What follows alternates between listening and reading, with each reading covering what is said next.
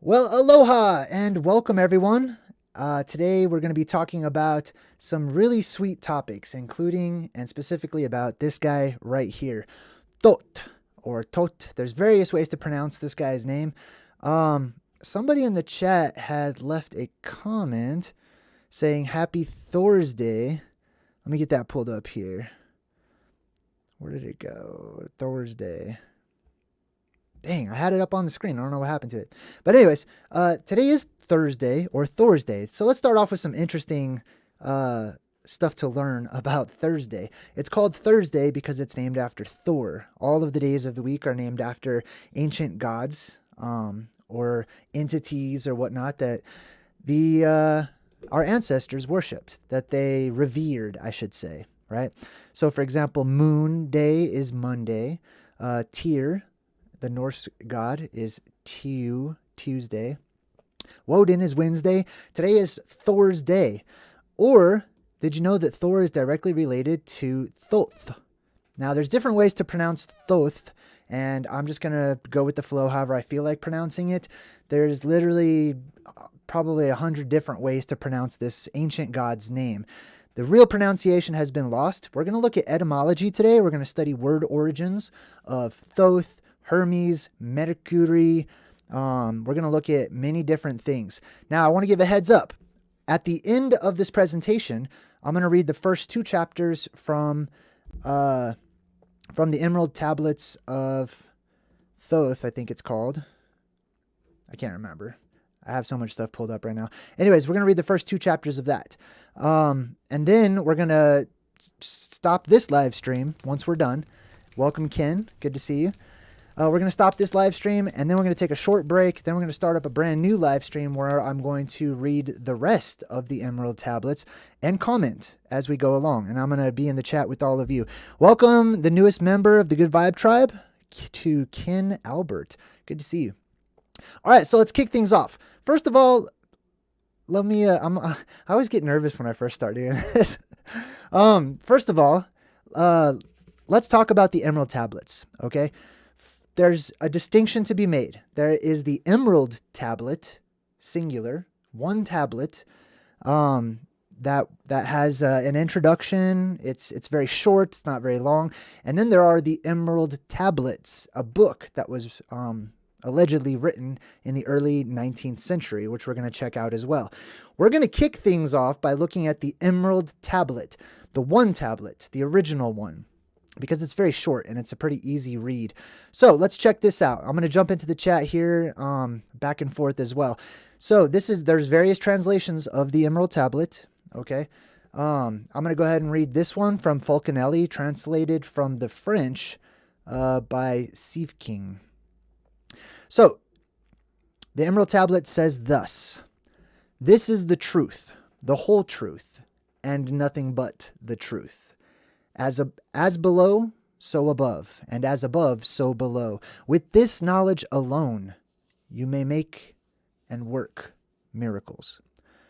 And since all things exist in and emanate from the One, who is the ultimate cause, so all things are born after their kind from this One. The sun is the father, the moon is the mother, the wind carries it in his belly. Earth is its nurse and its guardian. It is the father of all things. The eternal will is contained within it. Here on earth, its strength, its power remain one and undivided. Earth must be separated from fire, the subtle from the dense, gently with unremitting care. It arises from the earth and descends from heaven. It gathers itself the strength of things above and things below. By means of this one thing, all the glory of the world shall be yours, and all obscurity flee from you. It is power strong with the strength of all power, for it will penetrate all mysteries and dispel all ignorance. By the world, by it, the world was created. From it are born manifold wonders, the means to achieving which are here given. It is for these reasons that I am called Hermes Trismegistus, for I possess the three essentials of the philosophy of the universe. This is the sum total of the work of the sun. Phew, what do you guys think? Did that go over your head, or was it kind of like, you got some of it? Because some of these ancient writings, especially those who spoke in metaphors, symbolism, mystery, right? More esoteric, right? They do this purposefully, right? It's done purposefully because they're speaking to those who are seeking the truth. Those who are seeking the truth will recognize the mystery, the riddle that is contained therein. And it attracts us. We want to know more. We want to figure it out. We don't want to be just given all of the facts. We don't want to be just told this is what it is. This is what I mean. They're pulling at your heartstrings. They're saying, for those who are searching, here's a breadcrumb. Here's a piece of the puzzle. Excuse me. All right, so let's break this down. I'm going to break this down line by line, okay? And I'm going to give my own commentary. This is the truth, the whole truth, and nothing but the truth. You may have heard that from the court system when people used to put their hand on the Bible or whatever. So he's telling you I'm being honest with you. That's what he's saying. This is me being 100% completely honest. If anything's true, this is true. It is the truth itself. It is what reveals the truth to us. It is how we manifest and understand what we call the truth. As below, so above, and as above, so below. You may have heard that for example, I did a video about that particular law. It's the law of correspondence. And basically, this is where this comes from. Okay, this is the first instance that we have collectively so far of this being talked about, this law of correspondence, as below, so above, and as above, so below. It's a fractal verse that we live in. Whatever is happening on the macrocosmic is happening on the microcosmic, and the mesocosm in between, right? Everything is a reflection of everything else. With this knowledge, with this knowledge alone, you may work miracles. Miracles are... We call the things miracles because they're miraculous to those who don't know, okay? So you can be a miracle worker to those who don't know. Most of this world doesn't know. Most of this world is clueless. Most of this world, as of today, is in the dark. Though we have so many lights all over the place, it's a dark place. And since, I'm going to go on, line 3, and since all things exist in and emanate from the One, who is the ultimate cause, so this one is the ultimate cause, so all things are born after their kind from this one. So this is also another universal law known as the law of one. Everything is connected. Most people just call it God, even though in my experience, they tend to limit their God whenever you get into specifics and ask, to define their concept of God. But it's okay. We're all kind of children, we're still learning, we're still growing, we're still trying to figure out how to define things and where we stand in relation to those definitions. So this is the one. We are all connected. Everything is connected, not just humans, not just you and I, but everything from what we would perceive as the animate to what we would perceive as the inanimate. Everything is connected. It's flowing. There is no separation. So he's talking about this law of one who is the ultimate cause. And then he says that all things are born after their kind from this one. So we have different kinds, or what seems like different kinds, but however, difference is really just an illusion. Separation is really just an illusion. And I believe that the Emerald Tablets actually get into that when they talk about the priests of Baal and the priests of darkness versus the priests of light, which we'll get into later on. He goes on to say the sun is the father, the moon is the mother. Father and mother to what exactly? This is getting interesting because now I believe we're shifting into, he's discussing, and this is my interpretation, okay? We're talking about energy, just pure energy, also that comes in the form of plasma. If you're new to my channel, I've talked about the plasma volcano that I call Mount Meru. We're going to check some of that stuff out. Let me jump back into the chat, though. I see a few people talking to me. We got King Deshaun. What's up, man? Says Jay. Reminds me of Jordan Maxwell's speech about the sun or the sun. I could see the relation. Kevin Kruger says, what's up, everyone? Jay, I'm ready. Right on. And Lacey says, what's up, too? Well, hello to everyone. It's good to see you all here. Let me continue on here. The wind carried it in his belly. Well, hold on. Now we're talking about the sun and the moon being the father and the mother, and the wind, our wind here on earth, carrying it, whatever he's referring to, whatever he's referencing, carrying it in his belly. Okay? So whatever it is, it's local within our realm, within our world. Hey, Ken, thanks for the donation. Oh, cool. Oh, right on. Yes, that was very sweet. I appreciate you. So the wind is carrying it in his belly. This is a local entity that he's speaking of. At least it's hard to describe, but it's local and it's also not local because we're talking about plasma. We're talking about energy. Okay. He's getting into our local energy because we are local, right? So it needs to relate to us. Earth is its nurse and its guardian. So once again, he's giving you context for where it is. He's not talking about something that's just way out there in the macrocosm, way out there that you can't see, you can't touch, you can't interact with. He's talking about something that exists both in the macrocosm, way out there that you can't see, and something that exists in our mesocosm, which is our current world where we can see it, we can interact with it, right? It says it is the father of all things. Well, that's interesting because now we're talking about the concept of God, right? He applies a masculine to it. However, I would stretch my mind to say that it's both the mother of all things and the father of all things.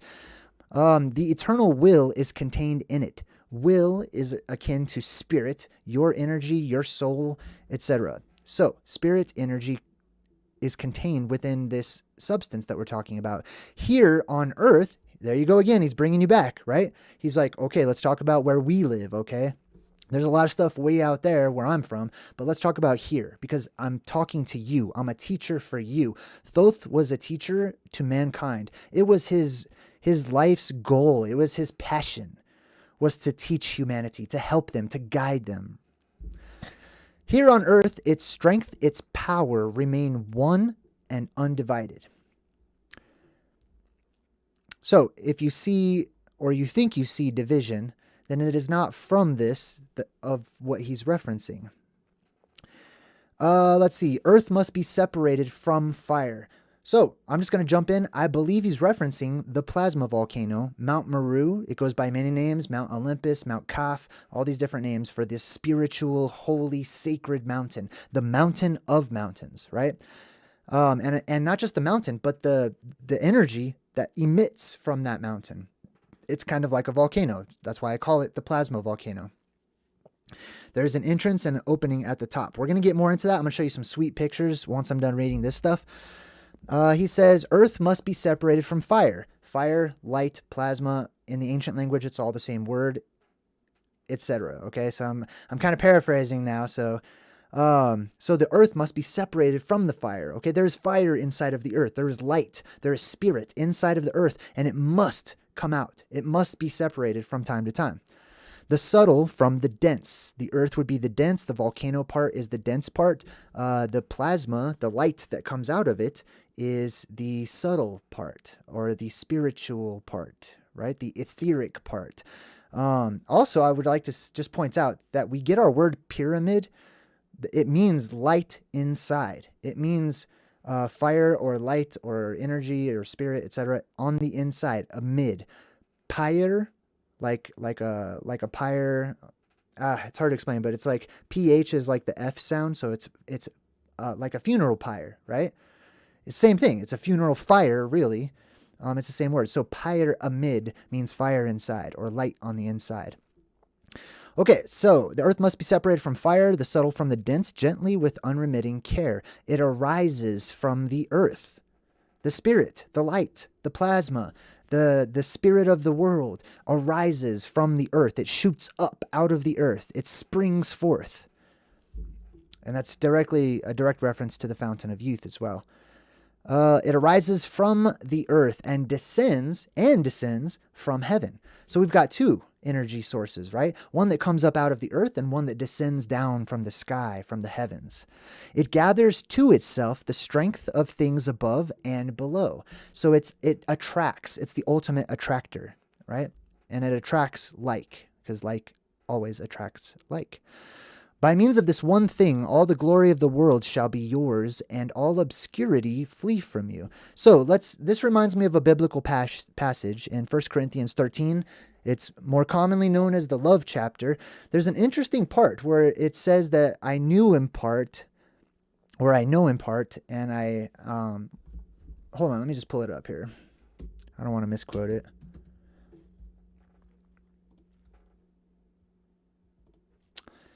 Scooby-doop. All right, here we go.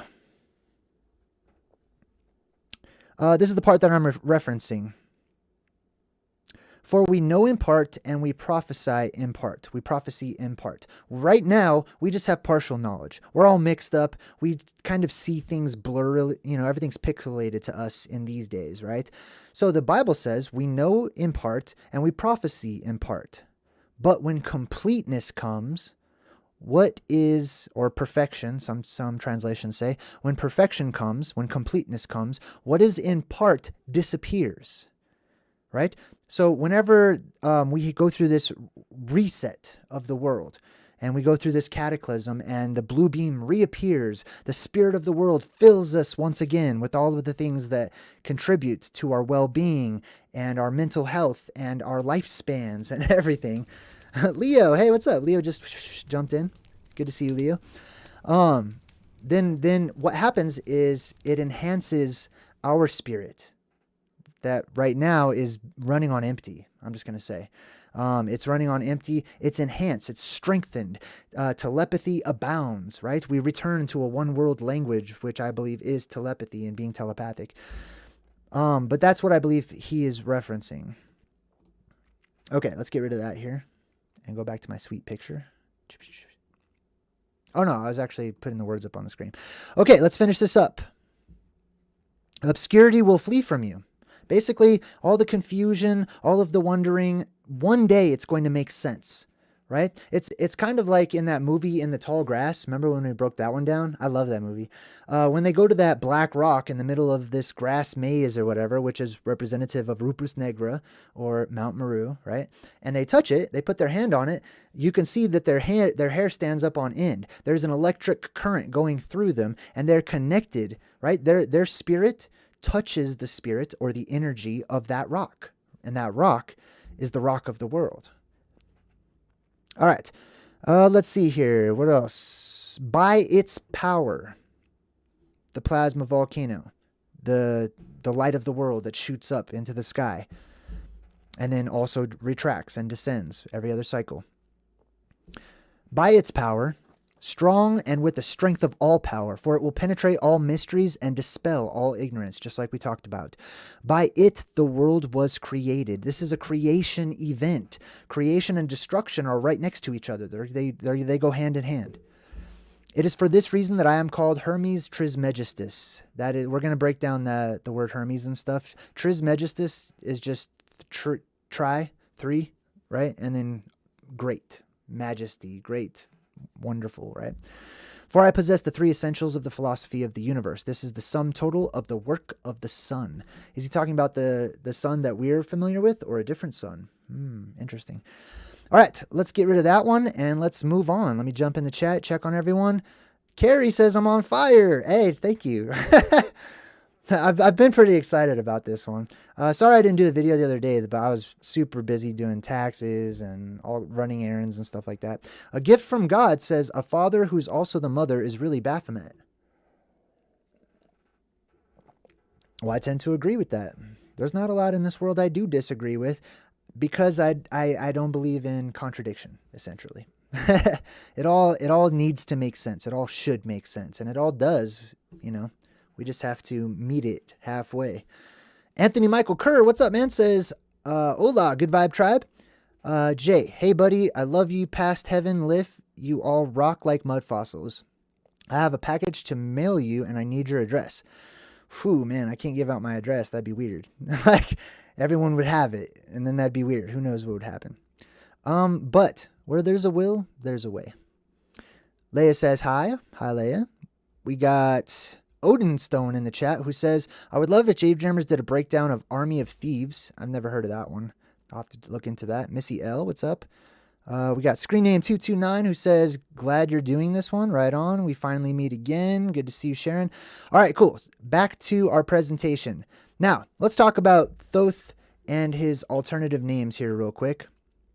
We're going to start with Hermes. Okay, I am in Wikipedia. I know some people hate it, but whatever, you know, somebody wrote it just like they would write a dictionary, just right. Somebody does everything. Okay. So do I take it as the ultimate authority? No, I do not. Am I making a big deal about it right now because people have left comments about it and they're like, Wikipedia. Yes, I am. Okay. I gather from everywhere, not just Wikipedia, not just academics, not just colleges and books and whatever. I gather from everywhere. Everything is important to me. Everything provides value, and I find value in everything because I'm a truth seeker. And being such, what we do as truth seekers is we separate. We wander. We're trailblazers. We have to cut some things down to move forward, okay? So that's what I do with Wikipedia. I'm blazing a trail, you know, finding the path. The path is everywhere if you look. All right, so Hermes. Let's check this out real quick. Hermes is an Olympian deity, in case you didn't know. In ancient Greek religion and mythology, Hermes is considered to be the herald of the gods, okay? Herald is somebody who announces, somebody who speaks for, etc. He's also considered the protector of the human heralds, travelers, thieves, merchants, and orators, just like we talked about when we broke down the movie The Eternals, right? Yeah, anyways. He's considered to be the protector of human heralds. I read all that. He's able to move quickly and freely between the worlds of the mortal and the divine. Oh, well, check that out. So this is the blue beam. I got to fix these sunglasses. I was wearing these earlier, but I thought I looked kind of weird with them on. I don't know. It looks weird to me today. So check this out. He's connected between the world of the gods and the world of the humans. The world of the humans, earth, arets, here, home, the world, the dirt, the ground. The world of the gods, the sky, the heavens, up there above us, right? He's connected to them both, just like that blue pillar, that beam, the light of the world, whatever other people want to call it. Indilic Savas just subscribed. Welcome. Okay, so anyways, that's a little thing about Hermes. So let's get to something interesting here, right? I want to read this. A god of boundaries as well. Now, this is very interesting, right? Some of these ancient gods, believe it or not, their origin, the quintessence of the stories behind these figures is not always the figure that they are today. It's not always the figure itself. What do I mean by that? I mean that the origin of many of the things that have been passed down a long time has been personified and what I call cartoonified. Okay, we've taken something that was once real and looked a particular way or acted a particular way, and we have since lost that, so we have turned it into our own story. We've turned it into a story form, a retelling. So in ancient Greece, Hermes was this is where I'm going to disagree, okay, strongly with Wikipedia here. Bradley, what's up? Welcome, Bradley. Oh, Bradley's a member. Check you out. I gave the members that cool. I like that one. All right. So this is where I'm going to disagree. Okay. In ancient Greece, Hermes was a phallic god of boundaries. Phallic means penis, basically. Okay. I just want to stress on this. I can't stand this concept at all. To me, it just reflects a base energy that's in our world. Okay. Do those things exist? Yeah. Duh. Like, right. But I don't believe that they were these gods of like penises and vaginas and stuff. Like, it's so much deeper than that. It's so much better than that. That's a low level for me. Okay. So no, I'm going to disagree. He's a phallic god. No, not at all. Okay. He's a pillar god, a column god, all the other words that mean pillar and column. Okay? His name was from Herma. I'm also going to disagree. Which was applied to a wayside marker pile of stones. I agree with that, okay? So they used to mark boundaries by stacking stones up in a pillar, in a pile, and they would create a boundary. Why? There's meaning behind that. That comes from somewhere. There is an archetypal origin to this concept of rock pillars establishing boundaries. Stay away. You're not allowed to come into this area. AKA Mount Olympus, AKA the Cave of Saviors, AKA the Plasma Volcano. It goes on to say, let's see.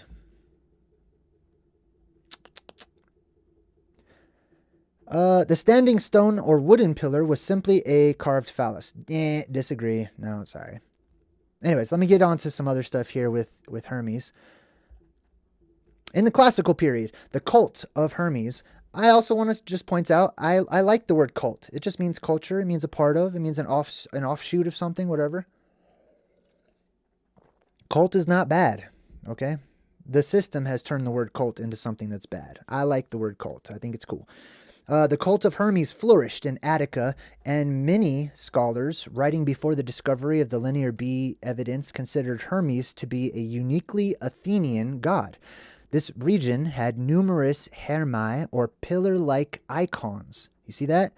Pillar-like icons, dedicated to the god, marking boundaries, crossroads, and entryways. Interesting. Crossroads, a place of crossing, kind of like in reference to the planet Nibiru. Nibiru, the planet of the crossing. The Sipapu up there in the sky, the place where one crosses over from the macrocosm into our mesocosm. Okay, I'm gonna take these off. Can't keep doing that. Let's see. So the god of boundaries, the god of crossroads, crossing over from one place to another, and entryways. Wow, imagine that. You enter into the world at the North Pole. Sarah, hey, Sarah AH, just joined the Good Vibe Tribe. Good to see you. Later, pillars of wood. Anyways, I don't need to read all of this, okay? You get it, okay? He's represented, Hermes at the very least, is represented by columns and pillars. And they have something to do with marking a boundary, with a place of entry, with a place of crossing over. Let's get deeper. What else we got here? Some people have mentioned Mount Kaf in relation to the Emerald Tablets. Some people believe that the Emerald Tablets are pointing the way to the Plasma Volcano. Imagine that. Pointing the way to the North Pole, right? Pointing the way to the entrance and the exit to this world, to this labyrinth, to this maze. Mount Kaf, also called Jabal Kaf, DJ Ebel, Jebel Kaf. That's going to come into play in a minute.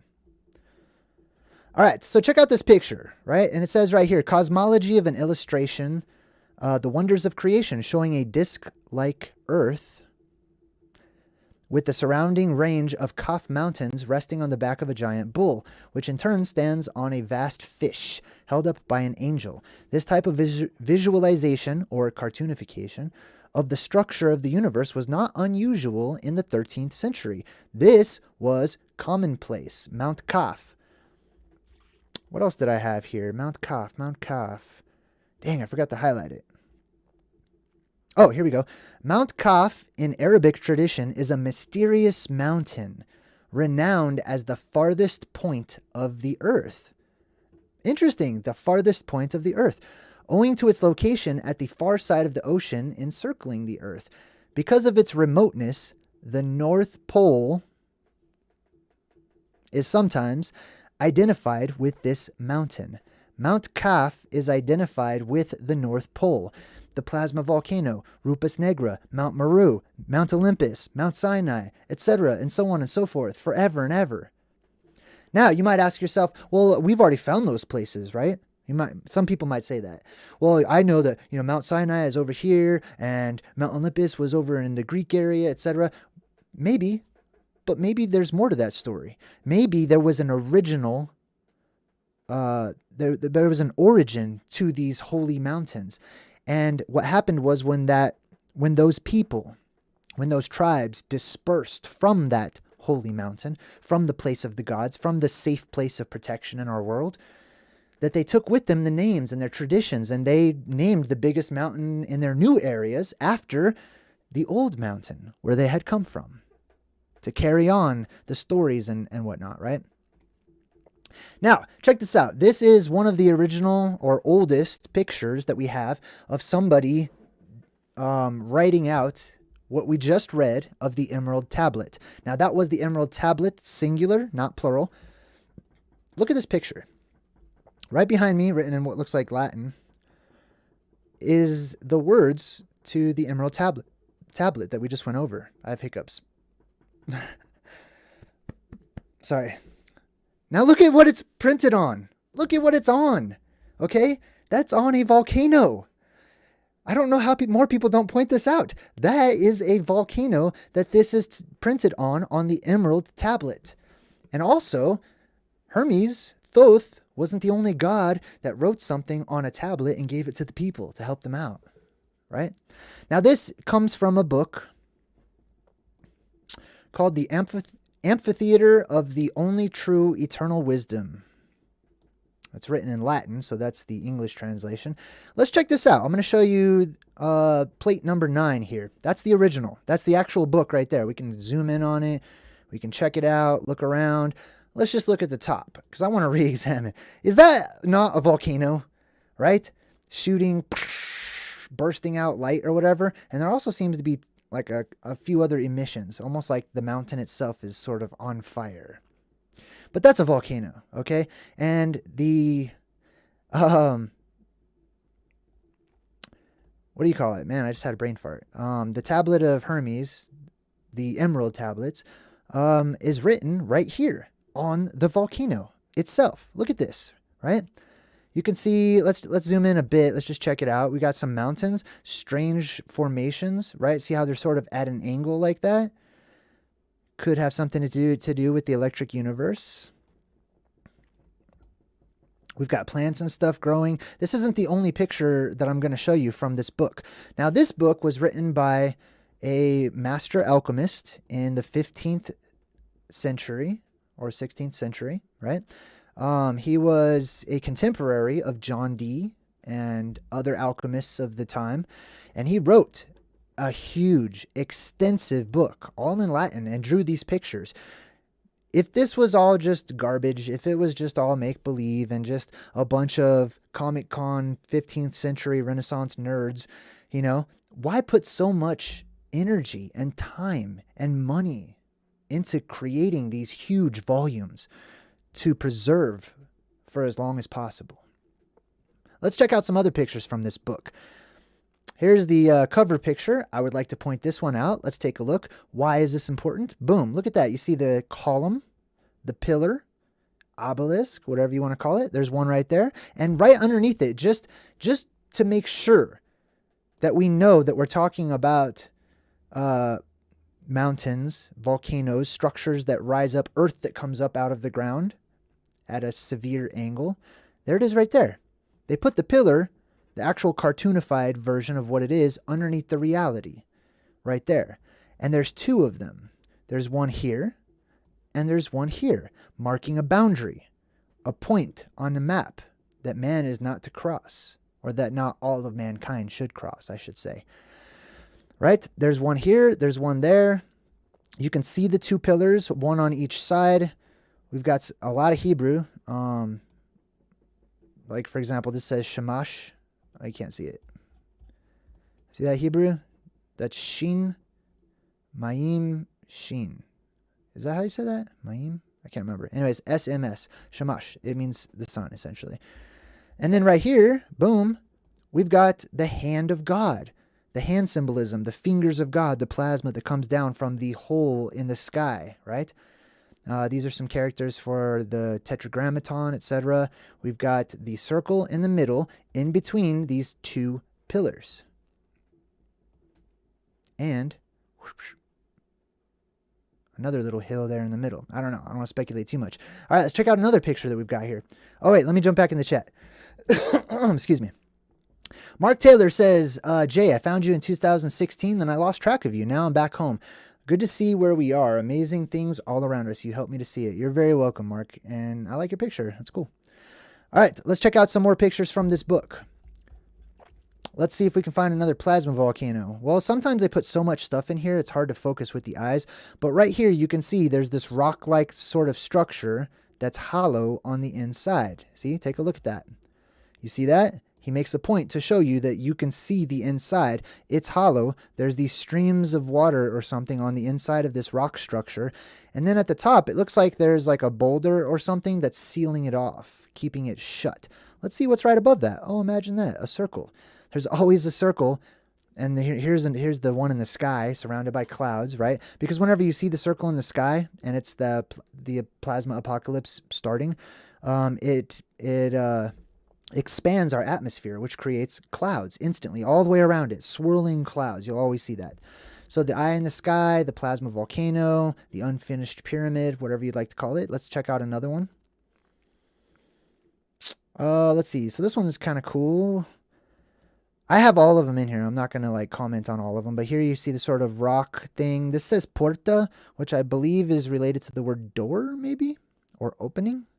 I'm not totally sure. The true sun, soleus vere, maybe. Then we've got like this sort of opening in the sky right there with like some kind of light or energy coming in. That one's pretty cool. If you want to check out this website, and so you can see this book too, it's digital.sciencehistory.org. It's pretty cool. All right, let's check out this next picture we got. Now this is, okay, let me show you real quick. Okay, I want to show you.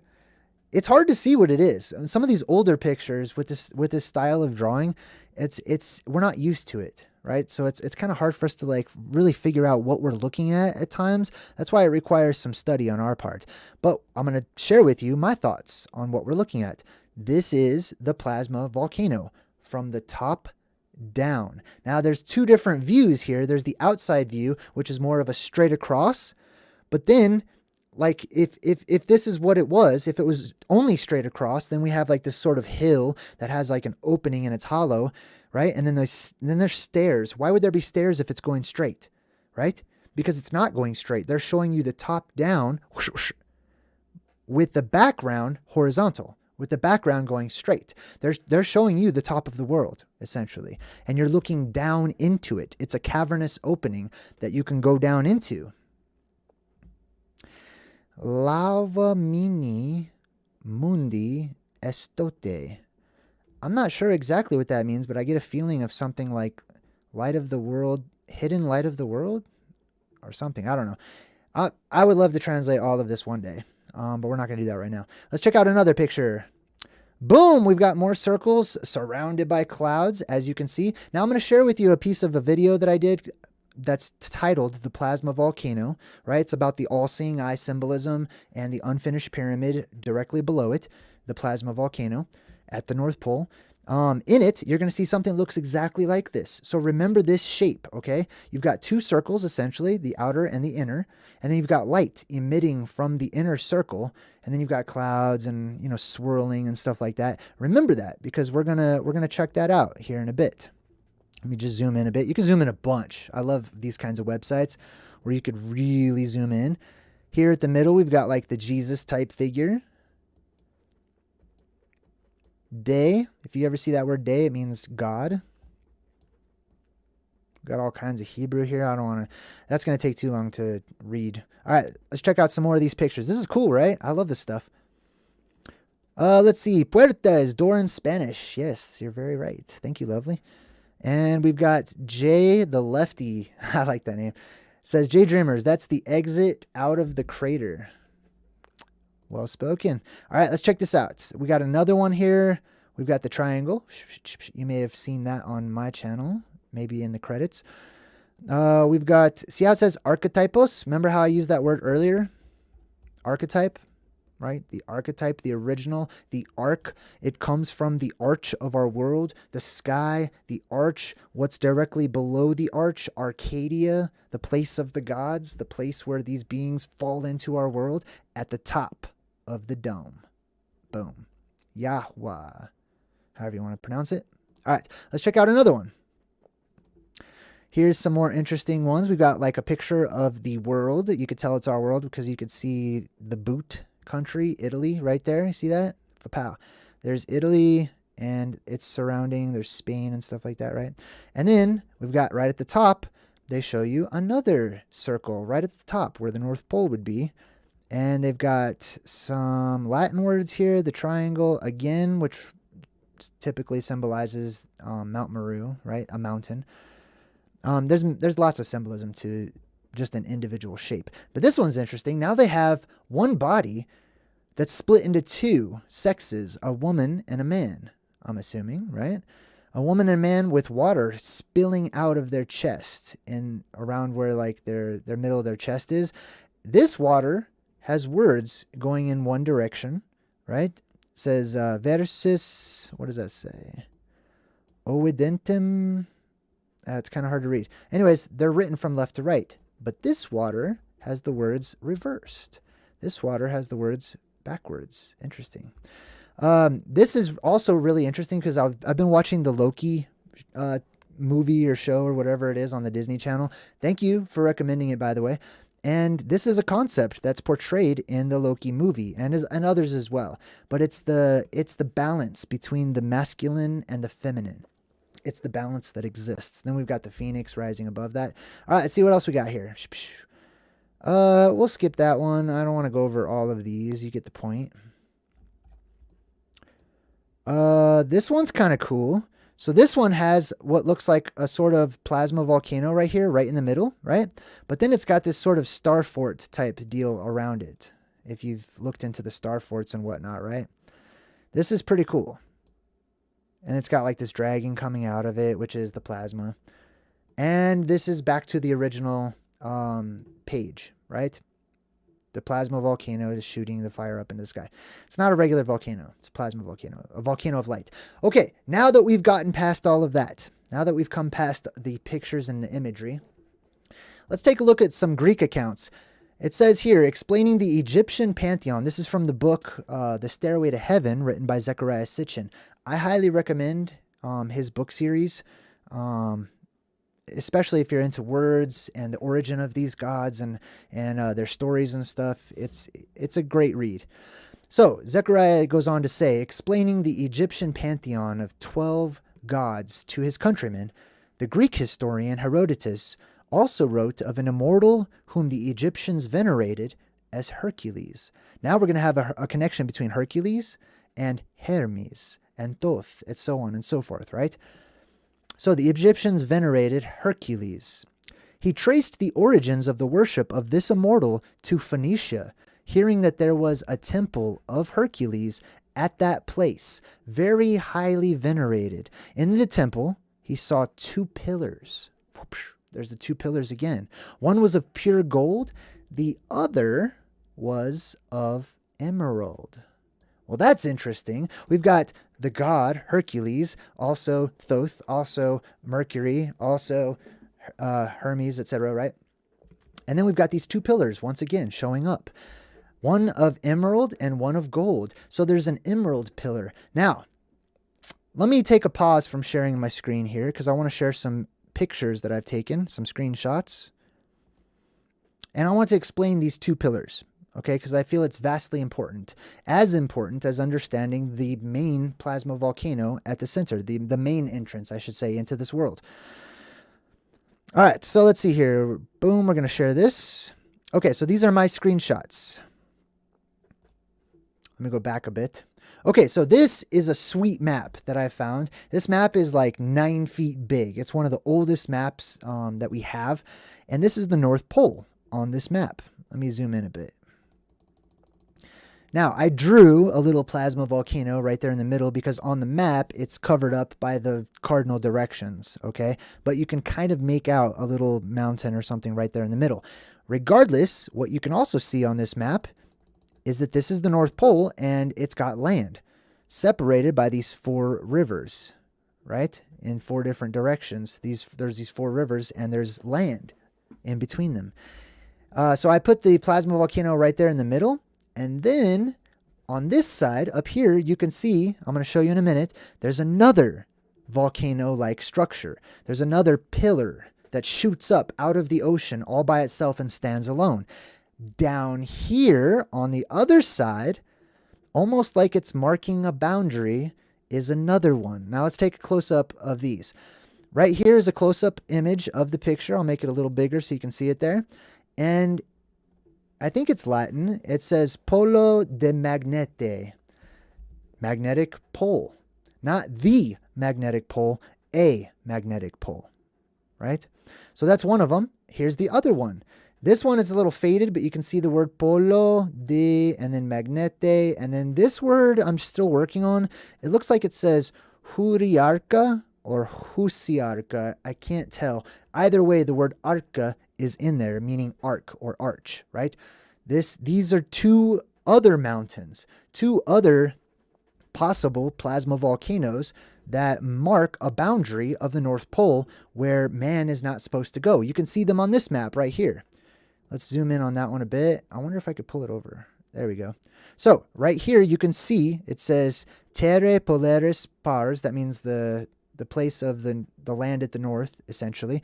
And here's one of those rivers that shoots out of that land. Remember, there's 4 of them. And off to the side, you can see right here, Polus Magnetis, a magnetic pole. But look at it. It's a mountain with a hole in it. Take a look at this. I'm going to zoom in all the way. Polus Magnetis, a mountain with a hole in the middle, a plasma volcano. Interesting. Why do I say plasma volcano? Because when the energy of our world reverses, that inner sun or that inner light that is within shoots outward. It comes out. All that direction goes the opposite way. Instead of light coming down, light goes up. All right, let's see what else we got here. Let's see if we can find it on some other maps. We find it on this one. You can see right there, there's the land at the North Pole. There's the other side of the land at the North Pole. This is sort of the world split into like 2 different views. And I'm going to have to zoom in on this one. Man. Boom. There it is right there. Polus Magnetis, right off to the side. You see that? Boom. On the other side. Polus Magnetis, right off to the side. Let's see what else we got. So basically what I'm finding is that there are these 2 towers. There are these 2 columns, these 2 pillars that mark a boundary of where that land is, of where this land at the North Pole is, and specifically where this holy mountain is that I believe Hermes represents, that Hermes speaks of, that Hermes or Thoth or whatever name you would like to call him, Mercury, etc., that he encourages people to visit. Now on this one, I zoomed in on it. You could barely see it right here. Sorry about the tiny images, but let's check it out. So on this one, it's actually right here. Okay, and then I zoomed in on it and you could see it, this little tower, this little column shooting up out of the ocean, right? And it says Vitsark. Okay, so there's the word arc again, Vitsark. And then it says Vitsark Mons Horn. Mons means mountain. Horn. Horn mountain. Vitsark, I can't remember what that means. Oh, Excelsis means like excellent, haughty, lifted up, rising up, etc. Okay, here's another example. This is fiction, this is fantasy, however it stems from a reality. This is from The Lord of the Rings. Check this out. Let's make it a bit bigger here. So you can see we've got 1 tower in The Lord of the Rings on one side, 1 tower on the other side, and a volcano between them. Interesting. It follows suit. I believe these 2 towers also represent the 2 trees of Valinor. So I'm going to get a little nerdy on you, or more nerdy. I'm going to get more nerdy on you guys, if it's okay. In The Lord of the Rings, okay, there's actually a way cooler book that's a prequel called The Silmarillion, which I hope they turn into a movie. But The Silmarillion essentially is the creation story of the whole world of The Lord of the Rings, the very beginning, right? Where the main god creates these sort of angelic gods or whatever, and they all start singing and playing a tune, and then their song comes to life. And then the main god's like, all right, go jump into your song. Whatever you just played, you're going to experience, like as manifested, right? Anyway, as a part of that world, there were these 2 trees. These were the lights of the land. There was one on one side and one on the other side. I think I have a picture of it. Here we go. So here's an artist's impression of the map. Let's see if we can zoom in a bit. As you can see on the land, we have one of those trees of Valinor, which was a light, a tree of light, a column of light, a pillar, a beam of light that shot up from one side. We had another one that shot up from another side. And then in the middle, we have a volcano, which most people are more familiar with because it's right by the Eye of Sauron, where the ring was forged, etc., right? Interesting stuff in that lore. I love that kind of stuff. And then, of course, we've got the biblical two witnesses, right? So let's just say Jesus represents the light of the world, the blue beam. I just call it that, okay? You guys can, if you can take whatever I present and just, boom, add it to the Rolodex of your mind, the library of your thoughts, and describe it or re-describe it however you like to, okay? I'm just doing it in my own fashion, all right? So we've got the main blue beam that shoots up. Then we've got these two lampstands, these two olive trees, like they're described as trees, just like they are in the Lord of the Rings, right? On each side of this light. Interesting, isn't it? Okay, enough screen sharing there. Let's see. Let's do one of those and one of those. All right, so check this out. I want to jump into the chat. I want to finish up this live stream, but I want to take a break too because I'm drinking some coffee right now. So I'm going to let you guys take a break right along with me so that you can use the bathroom, grab a drink or whatever you need to, and we'll be right back.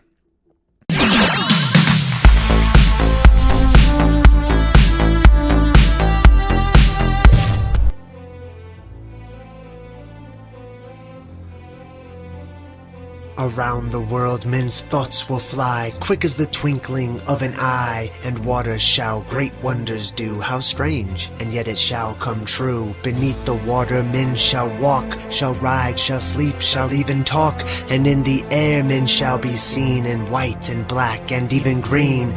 For in those wondrous far-off days the women shall adopt a craze to dress like men in trousers wear, and to cut off their locks of hair. They'll ride astride with brazen brow as witches do. On broomsticks now there'll be a sign for all to see. Be sure that it will certain be. Then love shall die and marriage cease, and nations wane and babes decrease, as wives shall fondle cats and dogs, and men live much the same as hogs. Pictures alive with movements free, boats like fishes beneath the sea. When men like birds shall scour the sky, then half the world deep drenched in blood shall die. Then half the world deep drenched in blood shall die.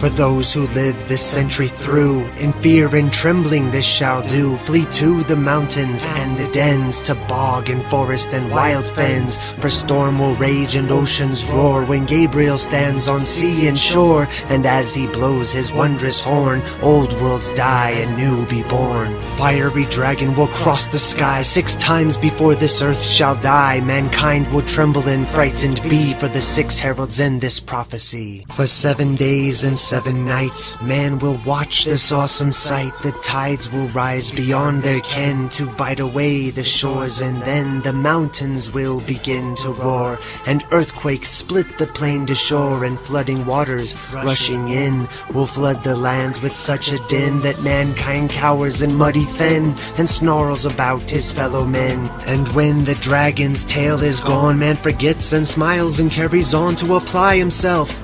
Too late, for mankind has earned deserved fate. His masked smile, his false grandeur will serve the gods their anger stir, and they will send the dragon back to light the sky. His tail will crack upon the earth and rend the earth, and man shall flee king, lord, and serf. And men will die of thirst before the oceans rise to mount the shore, and lands will crack and rend anew. You think it's strange, it will come true. And in some far-off distant land, some men, oh such a tiny band, will have to leave their solid mount and span the earth, those few to count. And those surviving this will then begin the human race again. But not on land already there, but on ocean beds stark, dry, and bare. Not every soul on earth will die as the dragon's tail goes sweeping by. Not every land on earth will sink, but these will wallow in stench and stink of rotting bodies of beast and man, of vegetation vegetation crisped on land, and those that live will ever fear the dragon's tail for many years. But time erases memory. You think it's strange, but it will be. And before the race is built anew, a silver serpent comes to view and spew out men of like unknown to mingle with the earth now grown cold from its heat. And these men can enlighten the minds of future man to intermingle and show them how to live and love, and thus endow the children with the second sight, a natural thing, so that they might grow graceful, humble, and when they do, the golden age will start anew. Alright, sweet. Hey, I hope you guys enjoyed your break. I know I did. So hey, cheers to all of you. Cheers to the Good Vibe Tribe. Cheers to everyone who's been watching my channel, my show, whatever you want to call it. Everyone who's been supportive, sharing my videos when I haven't even asked. All of it. I just want to say thank you. I appreciate it. I don't get to all of the comments, but you guys leave the most wonder-filled and beautiful and intelligent and insightful comments that I've ever seen in my life. That's why I love the Good Vibe Tribe. You could have been called something else. Like there was a time we were going over what to call like everyone in the chat and stuff like that. It could have been like Speculation Nation or something weird. Who knows? Anyways. Oh yeah, I wanted to point out, Unlearn the System made a cool comment. He said, does anyone know if this blue swirling light in the sky over the Ozarks lately is real? Right? I saw that. Somebody sent me a picture of it. Thankfully I caught wind. It's amazing. I want you to keep that in mind. You see how it swirls? Okay, let me see if I can get a picture of it. Hold on. Let's do some screen sharing. I do want to actually talk about that real quick. Let's see. Let's do, is it this one? Yes. All right, cool. So PAL, let me open up a new deal here. Light over the Ozarks. The Ozarks is here in America. See that light right there? Let me see if there's better images. No. Terrible. Oh, here it is right here. See that one? You see that right next to me? Now check this out. Okay, not only is it blue and it's kind of cool, but the hole that opens up in over the North Pole in our sky when the world depressurizes, right? Allows in the plasma, and it swirls just like this, and it creates shapes similar to this. It creates this exact shape, but it branches off into other shapes as well. This is your horned god. Okay, Kronos, etc. This is why one horn is almost always down, and another horn's up on, you know, various figures or whatever. That's where I believe that comes from, the archetypal imagery. So thanks for bringing that up. All right, where were we? What was I doing here? Let's see. We went over all these pictures. We talked about the pillars. We talked about how the pillars are related to not just Hercules, but Hermes as well, and Mercury, the same god. Mercury is the same as Thoth, or Thoth, or Tahut, or however you want to say it. We're going to talk about Thoth here in a minute. Mercury. Let's just talk about Mercury real quick. He's the one that you may have seen. He's got the Nikes on that have little wings on them or whatever, and little hat that has wings and stuff, right? Let's break down the word Mercury, okay? Now, I typed this in. This is Online Etymology Dictionary. It's etymonline.com if you're interested in checking it out. Mercury. What does this name or this word mean? What is it describing?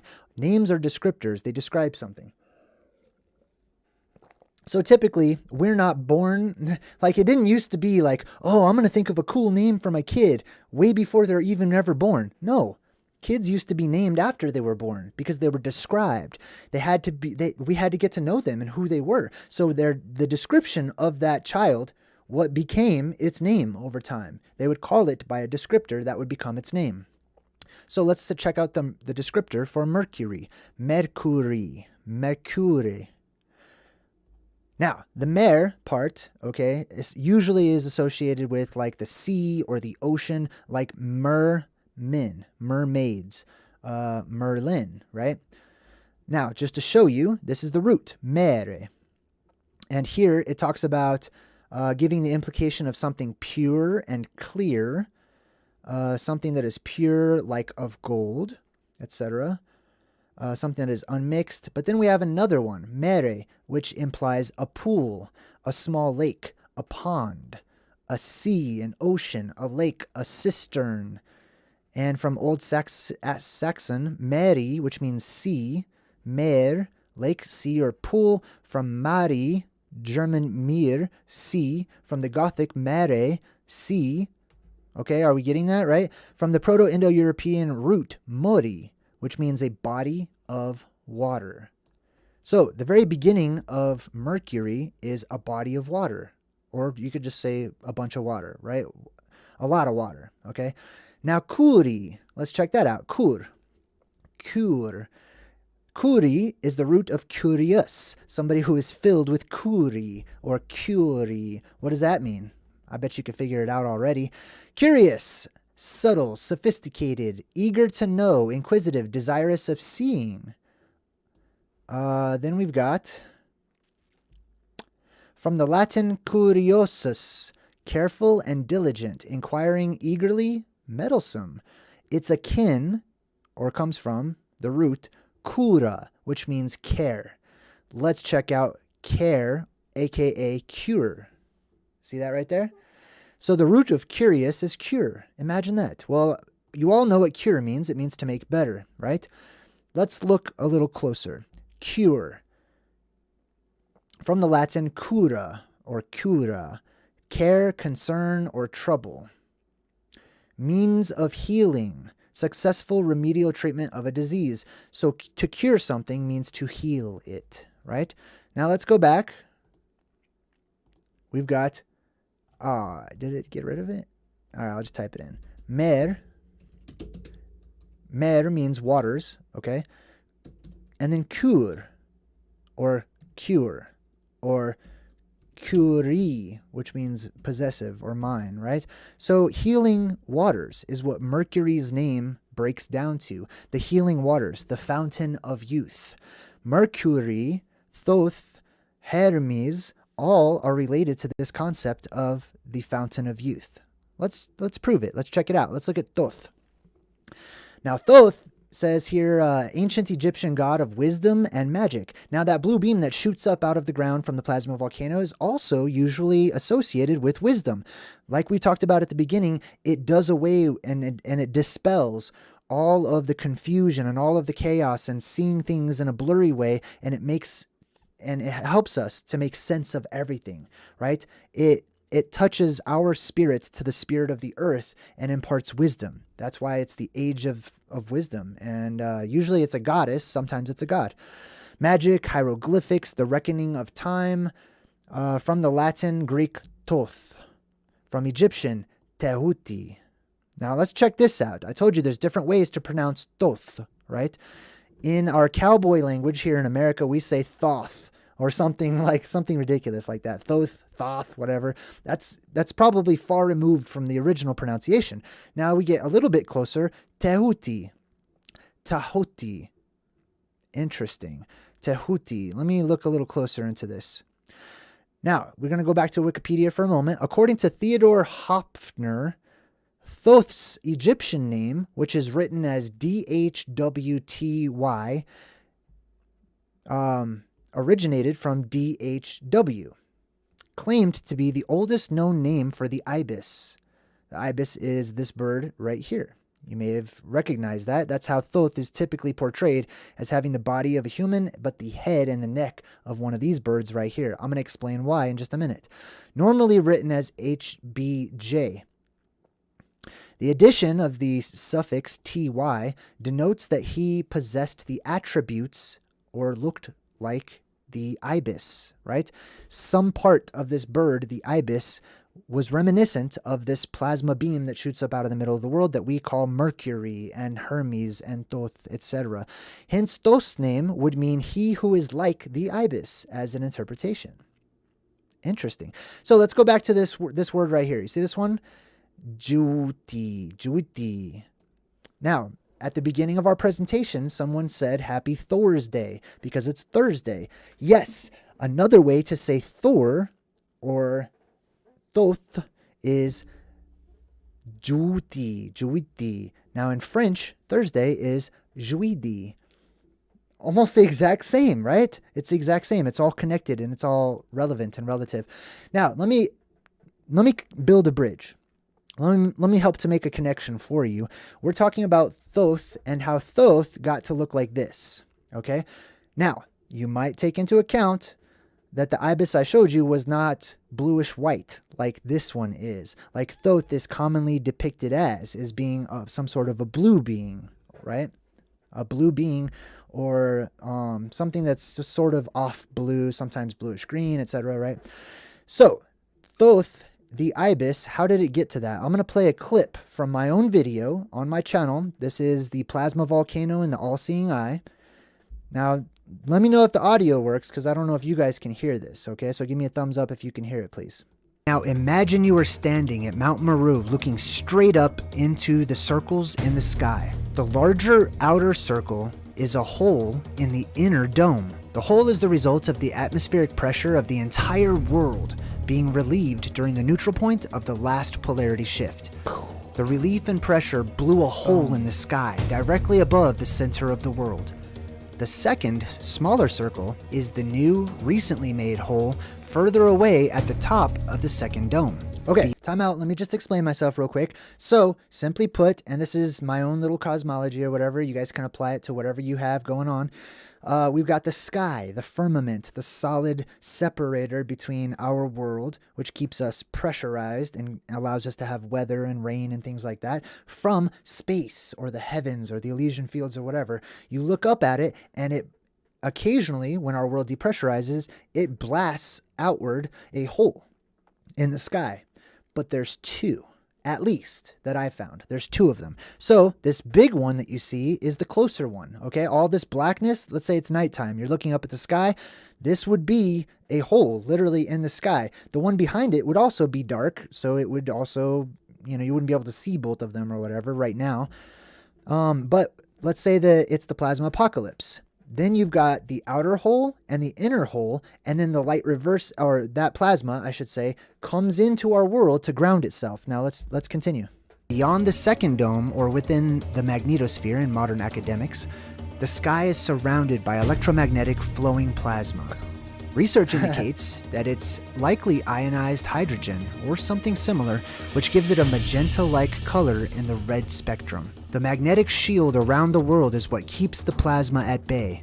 But when that magnetic barrier disappears, the plasma can be seen entering into our world. Yes. First, from within the small inner circle shooting out in the four directions on its way to the surface of our world. But when the plasma reaches the limits of the second larger hole, strong swirling winds caused by atmospheric depressurization worldwide cause the plasma to bend, following the winds of a tempest. Yes, this creates the so-called eye in the sky and a multitude of other religious and spiritual symbols, all of which pay homage to a cyclical cataclysm, the cosmic union between the earth and the sky. Okay, let me pause it real quick. Let me check the chat. I just want to make sure I'm keeping up with everybody. Irregular Absolution says maybe that has a lot to do with the all-seeing eye. Yeah, it totally does. I think so. That's why I made the video, actually. Let's see. Can you guys hear that? Oh, you can. I see the thumbs up. All right, sweet. Thank you. Okay, so here we have, my own little version that I made of Rupus Negra. Okay, so Mount Meru, whatever you want to call it. There's many names for it. And the plasma shoots up from this main opening from within the midst of the earth, right? Now, we're talking about these gods, these titan-like beings that people see way up in the sky or way far off towards the north where the gods come from, right? This is what they are seeing. It's going to make a stick figure, okay? It's going to make the squatting man of legs bent and arms bent, pointing upwards towards the heavens. You're going to see this right here. You see the blue beam that goes around the mountain? This creates the legs of the stick figure, okay? And this creates the body or the torso. This is just a zoomed in version of it. Now imagine, if you will, that off to the left and to the right, or one side and another, are those other plasma volcanoes, those other entrances, those other openings, and they also shoot up, not as much, because this one's the most powerful one. This one's the biggest one, I'm assuming. But they also shoot up, but they attract one another. So as they shoot up on both sides of this plasma volcano, they eventually become one. the two become one. These two towers, these two beams unite and meet in the middle to form one. Let's see the rest. The opening of the world. Did you see that? Hold on. There we go. Okay, so there you can see the sort of legs. The beam shoots up, goes and wraps around the holes in the atmosphere up there and makes like a stick figure, the squatting of the world. And then there's the all-seeing eye at the top. These are the esoteric. This right here represents Hermes. This represents Thoth. This represents many various gods. I shouldn't say all of them, but it represents the ones that we're talking about, and that's why they're typically shown as being blue. There's other reasons why these beings, why the actual beings, the physical, what do I call them? I call them fractalverse travelers, okay, aliens, whatever you want to call them. Why they're depicted as blue as well might be similar to this, but I also believe that there's other reasons for that, which I'll get into in another video. Esoteric origins of the pyramid and the eye. Over time, they may be combined with other symbols which give us more validity regarding the context of our claims. Now check this part out. Tentacles are often added to the picture in modern pop culture, representing the twisting plasma from above, reaching down into our world like the illuminated fingers of some heavenly being. Remember that picture we saw? The hand actual of God? fingers are added. Sometimes snakes. Okay. When the magnetic Now this part is relevant to what we're talking about right now. barrier around the world goes back up, the red plasma is cut off from its source. Let me just remind you why we started to watch this. We are going to build a bridge to how Hermes and Mercury, and Thoth, how those turn into the ibis. Okay, how the ancient people looked up and saw an ibis up in the sky, or at least something that looked like it. Regular absolution, $5 of your own money, thank you, and says, you know that I get it, right? Yes, I know that you get it. We're on point. But I'm also speaking to future people. Remember that, right? People that don't know. All right, let's check this out. And trapped within the dome of the world once more. Time out. Wait, I gotta jump back in. So what I have just shown you is when the electromagnetic field goes down and the plasma grounds itself coming in. But when the electromagnetic field goes back up, it cuts off the fingers of God, the plasma that has already entered into our world. And you have to remember there's a space between the top sky and the sky underneath, or the two firmaments or whatnot. And that space is filled with this red plasma. So keep that in mind. It may be seen spilling out from between the two circles, creating what looks like a tongue, a beak, a beard, a flute, or other such images of plasma emerging from the circle above. Boom! There you go. There you have it. So we can connect the ibis look, right? And you can imagine that there's a blue beam that is shooting upwards towards that circle, creating the long neck of the ibis, right? Sometimes it's Kokopelli, sometimes it's a god with a beard, and sometimes it's a god sticking its tongue out, etc., right? So that's the connection that we make to this guy. Carrie Robbins donated 10 pounds. Is that pounds? Thank you. I appreciate it. Whatever it is. Money. And says, I love this show. Oh, hey, that's good. I'm glad to hear it. You guys are great. I love you all too, and I love doing this for you and with you. So, yes, we got Hermes. Or Thoth. Also, Thoth is the same as Tet. This is the pictogram for Tet if you go back far enough. It's actually equivalent to the number 9. You may have seen the movie called 9, which is really cool. It's this X with the circle around it, representing the 4 lands that are right below the North Pole. Right there in the middle where the X marks the spot is the Plasma Volcano, the entrance to the inner Earth, or the exit to beam you up, just like Star Trek, out into the heavens, out into space or whatever, right? So this is also the symbol for the X-Men. The X-Men are the Thoth-men, the Thoth-men, the Tet-men. Those from Tet, those from the circle, those from the middle of the world, essentially, right? The gods. What else do we have? Oh, speaking of Tet, right? Hold on, let me reload this page so you can get some fireworks going on. This February on the 1st marked a celebration of various Asian New Years called Tet. Okay, it's a New Year's celebration. Tet which is a spring festival. The Lunar New Year, or the Vietnamese Lunar New Year, is one of the most important celebrations in the Vietnamese culture and in China and other places as well. It's a short form of something, but anyways, they call it Tet, right? And it marks the beginning of a new year.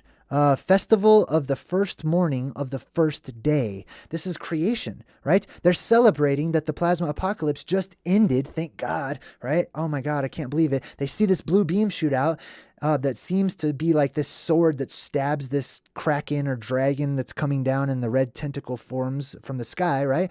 And then it starts to dissolve. All that red plasma starts to go away. The world storm starts to dissipate. Things start to get better, and we enter into a golden age, and that is the morning of the first day. That is the first night, the first day, whatever you want to call it. And they mark this. They actually give everyone in China and probably other places the entire month off to celebrate this. That's how important it is to them. Interesting stuff, right? Oh yeah, so there's the swirly deal in the sky we talked about. Okay, let's see. Last but not least, what I would like to do is I would like to read the first 2 chapters from the Emerald Tablets of Thoth and give my input on them.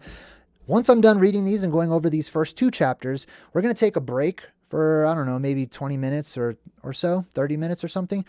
And then we're going to set up another live stream. It will be a campfire, which is my episodes where you can call in and you can give me your thoughts on Thoth. You can give me your thoughts on the subjects that we're talking about today, because I'm really interested in hearing what you have to say. Okay, so let's start. Actually, I should probably read the preface, right? And yes, let's read the preface. I feel like that's a good idea. Can you see it all? Yes, you can. All right, cool. Let me scooch this over a bit. Why is it like that? Hold on one moment. Irregular Absolution donated $20 and says maybe the plasma apocalypse is the resetting of the veil that keeps us in here like Wakanda. What did you say? Like Wakanda creates an invisible dissolution. Yes, I'm with you on that. And thank you. I super appreciate it. Let me get to this real quick. Sorry, one moment. Let me just unlock it and scooch it. There we go. That way it looks better on you guys' screens. Okay. That should be good. Let's see. Why is it not showing all of it? Oh, there we go. That was my fault. It's weird looking. Oh, well, a part of it's going to be cut off. I'll fix it during our break. Okay, so I want to read this. Let's see. Dang, I don't want it to look like that. Hold on. I can fix this. Let's do... Boom. That's better. And then... One sec. I'm sorry. Let's see. Let's do transform and then... Fit. Close enough. All right, here we go. So this book, this was done in 1925 and only now has permission been given for part to be published. I know how to do that. There we go. That's better. It is expected that many will scoff. So he says people are going to make fun of this book. Yet the true student will read between the lines and gain wisdom. Remember how I was saying that those who speak in parables, we speak in mysteries. That's how we speak to one another, so that others, don't get the information that they might use for danger or something, right? They might not handle the information that's shared with them in a beneficial way. All right, here we go. If the light is in you, the light which is engraved in these tablets will respond. Now, I do want to point out that these tablets are referenced, but were never found. Okay, these are not tablets that we have. Even the original Emerald Tablet, singular, was something that we don't have. We have replicas of it. If you ever look it up online, you will see the replicas, but you will not see the actual Emerald Tablet or anything. They consist of 12 tablets of emerald green, formed of a substance created through alchemical transmutation. They are imperishable, resistant to all elements and substances. In effect, the atomic and cellular structure is fixed. No change ever taking place. In this respect, they violate the material law of ionization. Upon them are engraved characters in the ancient Atlantean language, characters which respond to attuned thought waves, releasing the associated mental vibration in the mind of the reader. The tablets are fastened together with hoops of golden-colored alloy suspended from a rod of the same material.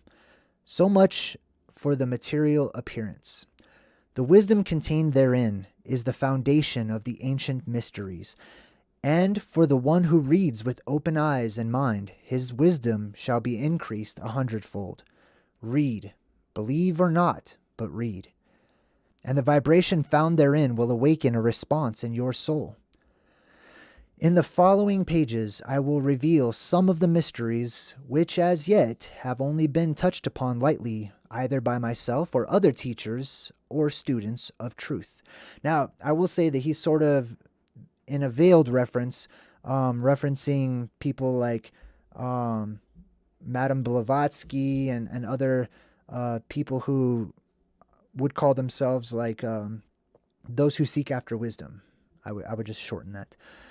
Man's search for understanding of the laws which regulate his life has been unending, yet always just beyond the veil, which shields the higher planes from material.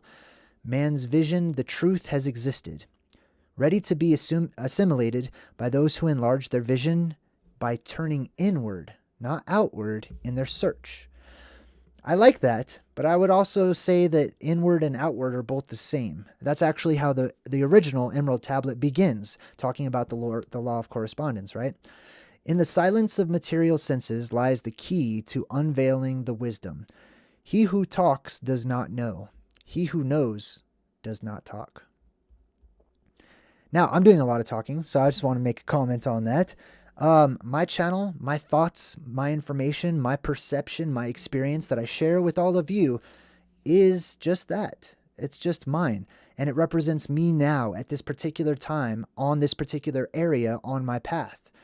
I believe that everything has a certain percentage of what we call truth to it. My channel is certainly not excluded from that. There are things that I say on my channel which are proven to be totally like, well, that wasn't right at all, right? But then there are other things that really hit home or get close to the bullseye.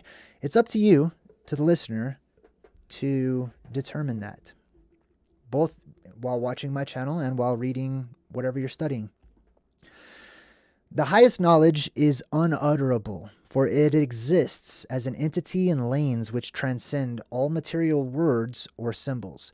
This is also akin to the Tao, or the Tao, however you'd like to call it, right?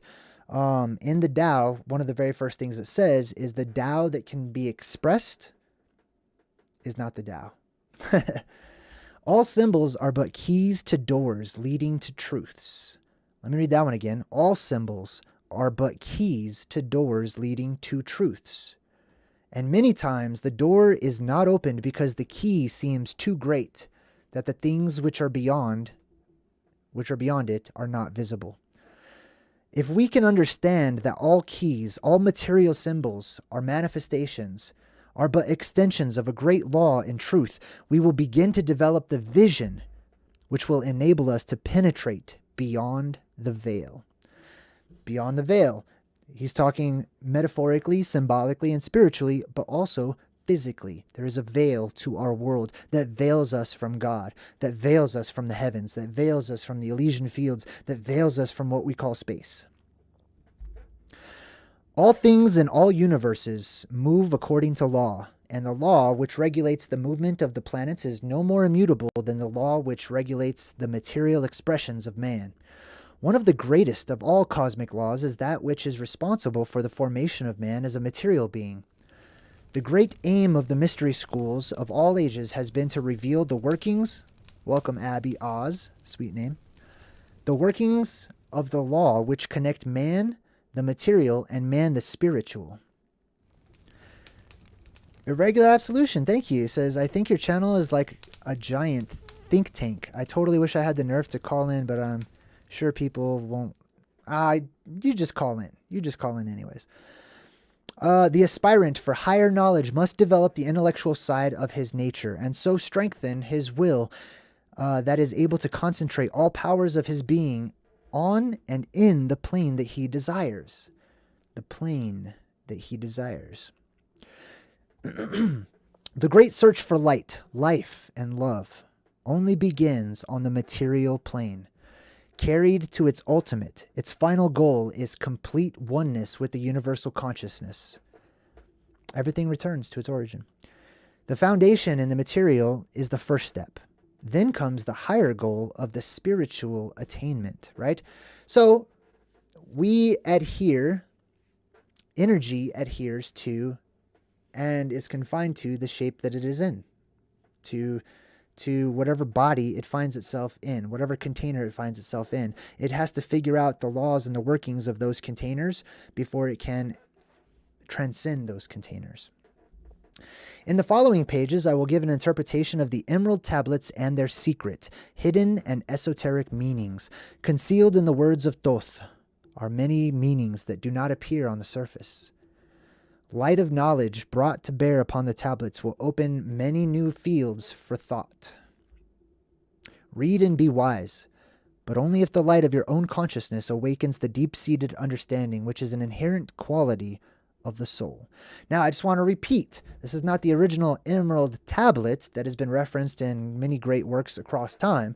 This is something new. This is essentially a book, and regardless, my point is, just because, even if it's fiction, even if this dude just made it up, I talk about the truth in movies, the truth in fiction, etc.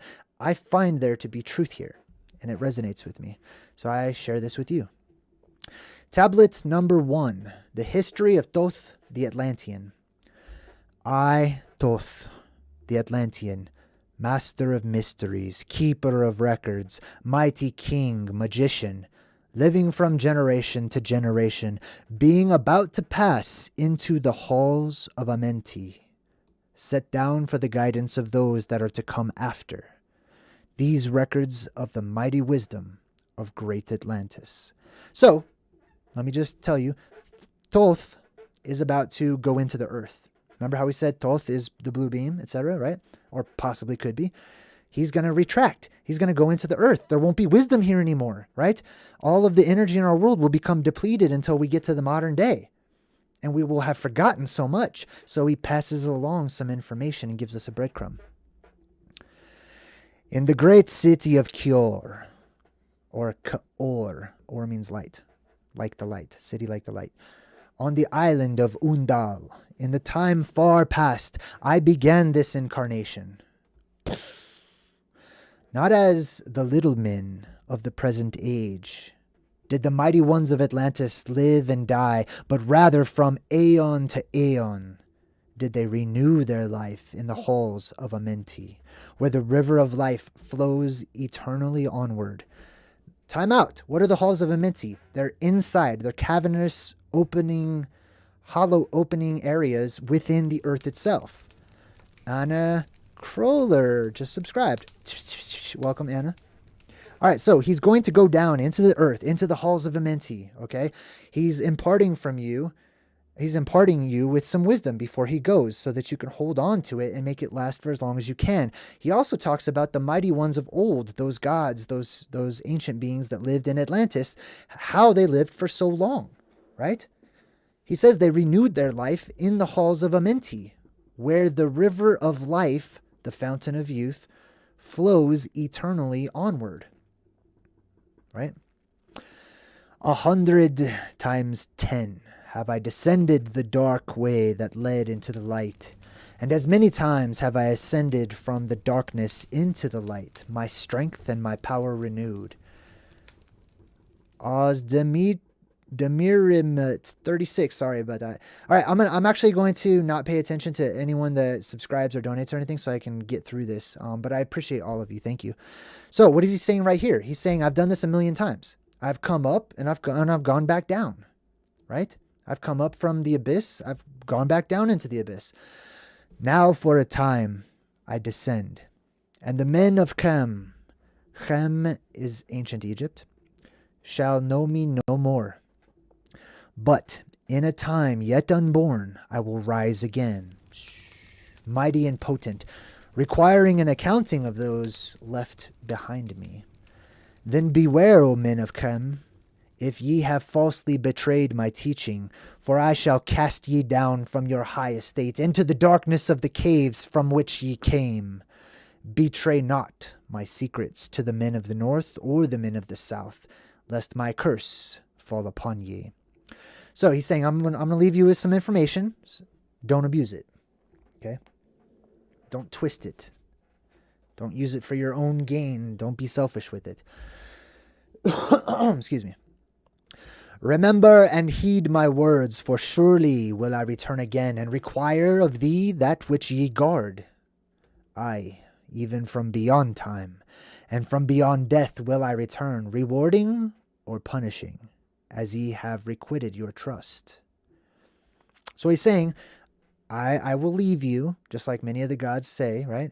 I will leave you, but I promise I will come back. And I'm going to check on you. I'm going to weigh out and judge and see what's going on. Just like whenever we broke down the Eternals, what was that guy's name? The huge titan in space or whatever. His name, my name is Light. Arishem? Yeah. So Arishem was also the judge, right? He said, I'll come back and I'm going to judge everybody, right? Based on your heart, right? And the judgment is weighing out. In ancient Egypt, it was weighing out a feather, a specific feather, versus your soul, right? That feather is the tree of life that shoots up. It's the plasma volcano and the plasma that shoots up. It creates like a branch, a menorah, a feather, etc. All right, continue on. Great were my people in the ancient days, great beyond the conception of the little people now around me. Knowing the wisdom of old, seeking far within the heart of infinity, knowledge that belonged to earth's youth.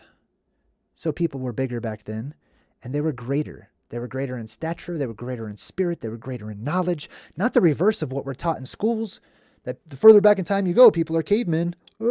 People didn't know much, they all thought this, and they were dumb. Yeah, okay, look around you today. Tell me who was smarter.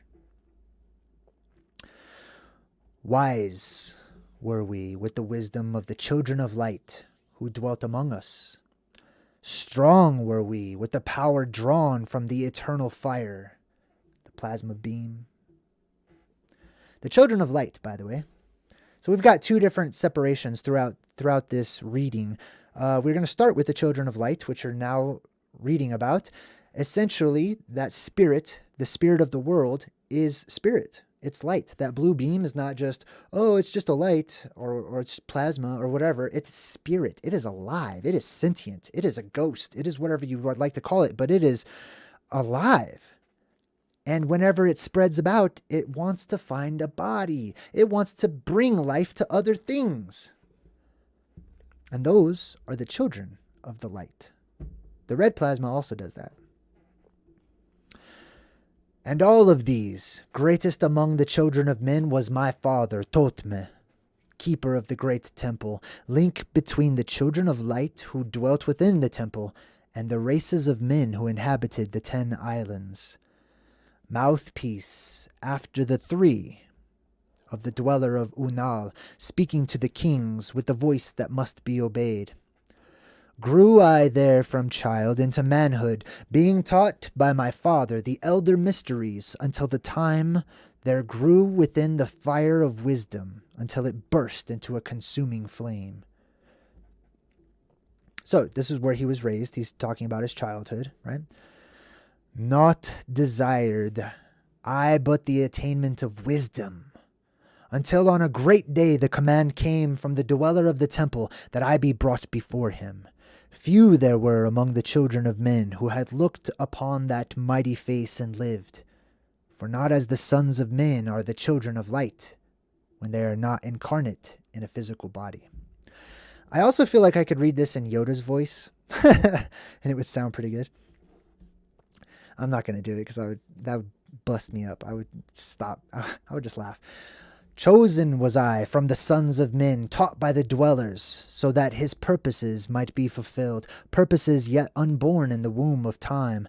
Long ages I dwelt in the temple, learning ever and yet ever more wisdom, until I too approached the light emitted from the great fire. When he talks about the light, when he talks about the great fire, when you hear about keeping the eternal flame going, that's talking about the blue beam. Taught me he the path to Amenti, the underworld, where the great king sits upon his throne of might. Deep I bowed in homage before the lords of life and the lords of death, receiving as my gift the key of life. Free was I of the halls of Amenti, bound not by death to the circle of life, for to the stars I journeyed until space and time became as naught. Then, having drunk deep of the cup of wisdom, I looked into the hearts of men, and there I found greater mysteries, and was glad. For only the search for truth could my soul be stilled, and the flame within be quenched. Okay, let's comment real quick. He was free from the halls of Amenti. He grew up within the earth itself, it sounds like to me. I'm just going to interpret how I see it right now. And he learned how to defeat death. He learned how to escape this cycle of reincarnation. And then he was able to leave this world and go beyond.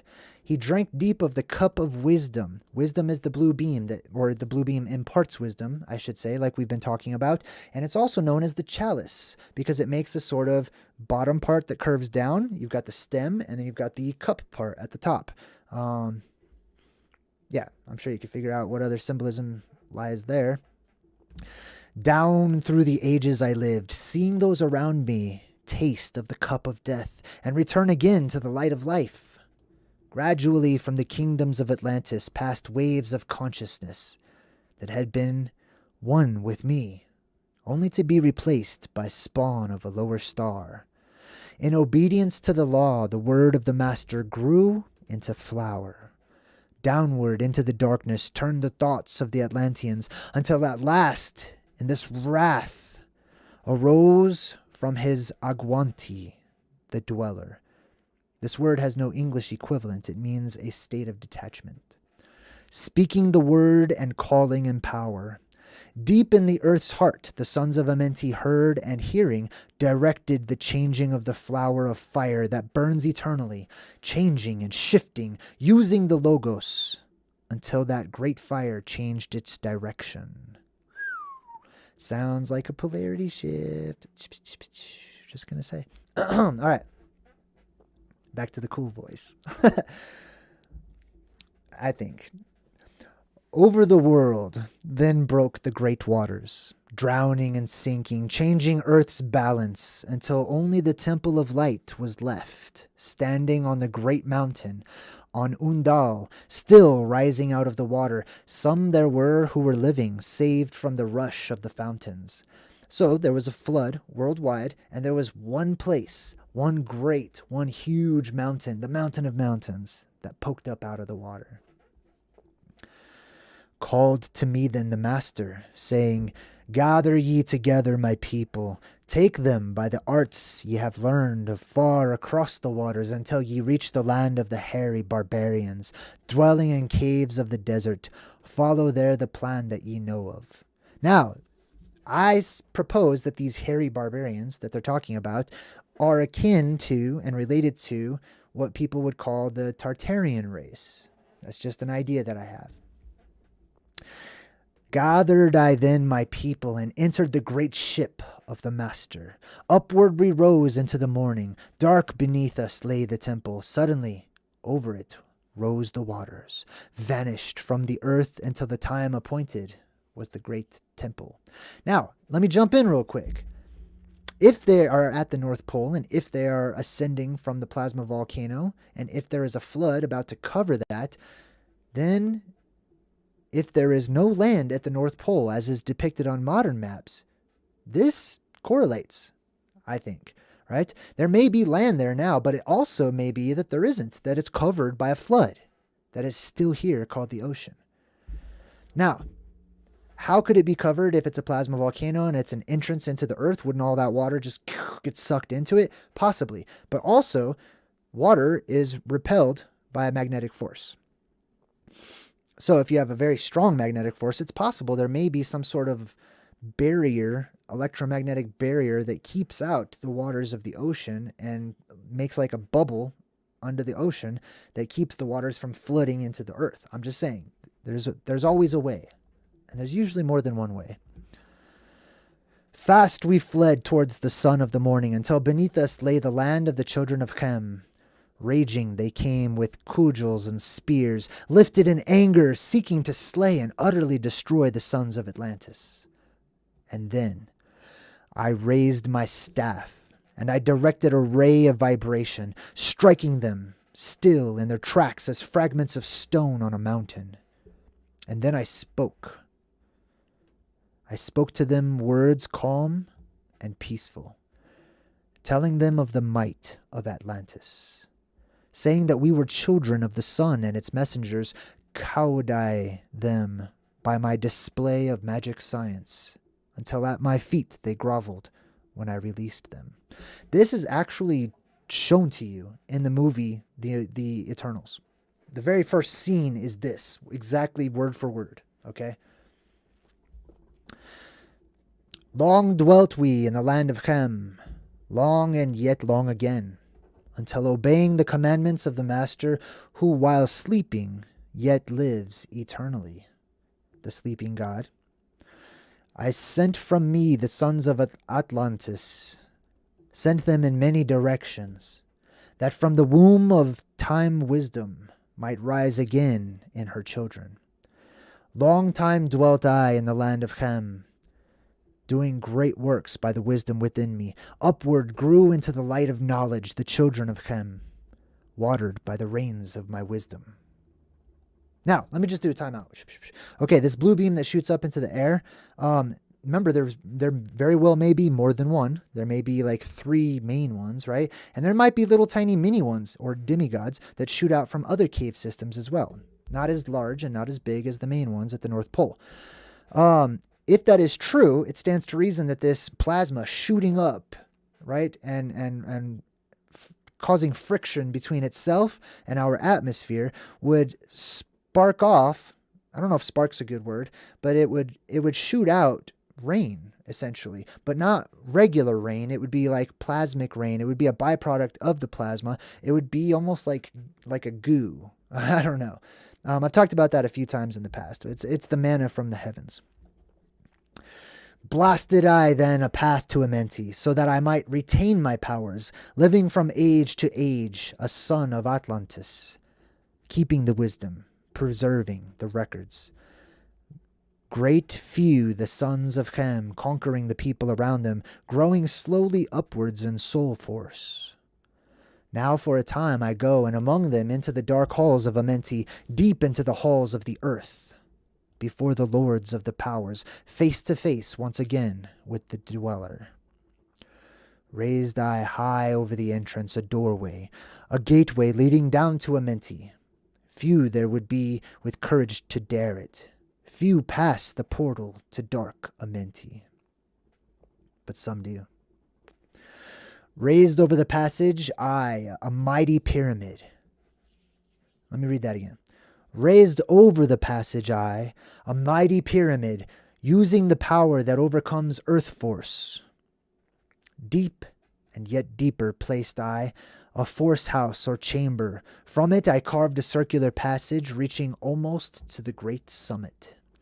So, it's saying here that Thoth created the Great Pyramid. Or pyramids, right? Now, immediately we think of the Great Pyramids of Egypt. But what if those are only a type that reflect the original pyramids, or the houses of light, the houses of fire, the pillars of fire, like we talked about before? It also talks about the loss of gravity here, which is interesting. Whatever you want to call it, okay? There in the apex set I the crystal, sending the ray into the time-space, drawing the force from out of the ether, concentrating upon the gateway to Amenti. I wonder if it's a dark crystal. Other chambers I built, and left vacant to all seeming. yet hidden within them are the keys to Amenti. He who in courage would dare the dark realms, let him be purified first by long fasting. I think that's key. I highly suggest this. If you ever happen to be one of the people that makes this trip, makes this exploration, this journey to the North Pole, etc., I highly recommend listening to this, okay? Be purified as much as humanly possible and fast. Don't take a stomach full of garbage and nastiness up there with you. I just think it would help you out. Lie in the sarcophagus of stone in my chamber, then reveal I to him the great mysteries. Soon shall he follow to where I meet him. Even in the darkness of earth shall I meet him. I, Thoth, Lord of wisdom, meet him and hold him and dwell with him always.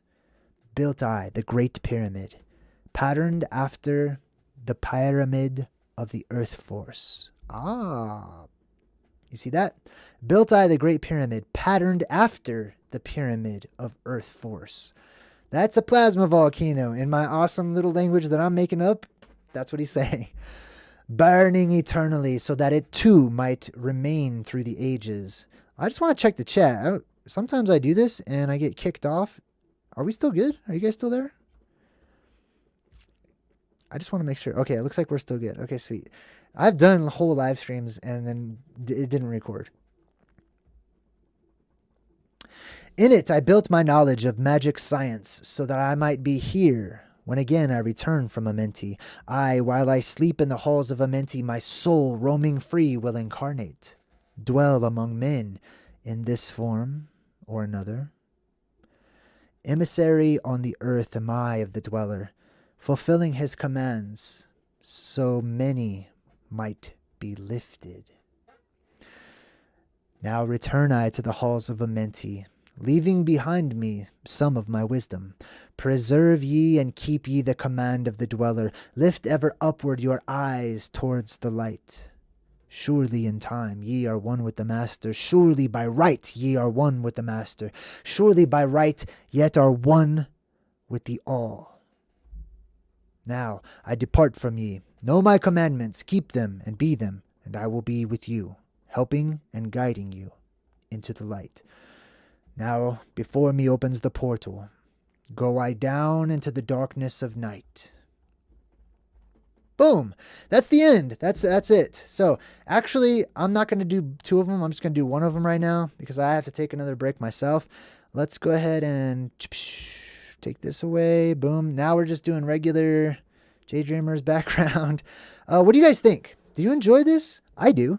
I have such a good time sharing this weird, esoteric, interesting, hidden, secret, yet not even secret at all stuff with all of you. I love it. This is my passion. This is my playground. And I love knocking on you guys' door asking if you can come out to play with me. All right, so that's our presentation for today. I hope that you got something awesome out of it. I'm sure there's many questions left unanswered. Still many puzzle pieces that we still need to fit together. What I'm going to do now is I'm going to run the credits. We're going to take a break for, I don't know, maybe half an hour or so. Keep an eye out because I'm going to come back to do a campfire hangout with all of you. I would like to take a bunch of calls. I want to hear what you guys think about the Emerald Tablets, about Hermes, about Thoth, about the Atlanteans, about whatever it is that this triggered in your mind. You want to talk about Loki, the new show? We could do that. I'm probably going to break that show down because it's awesome. But I'll see you guys soon. Until then, I'm J Dreamer saying good vibes and goodbye. I'll try so hard to fade away.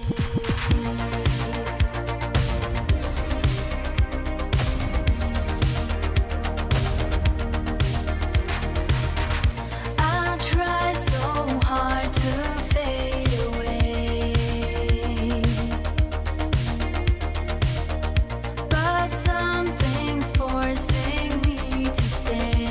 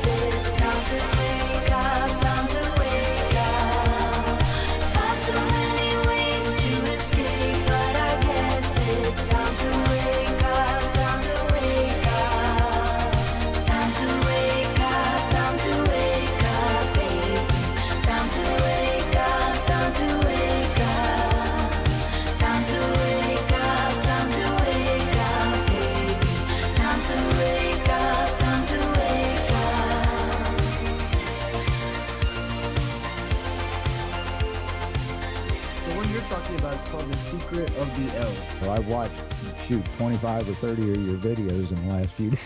Yeah. 'Cause I don't see too much out there about elves. And I've always thought that they were based on something that was real. And Jay proves that these mythologies are fashioned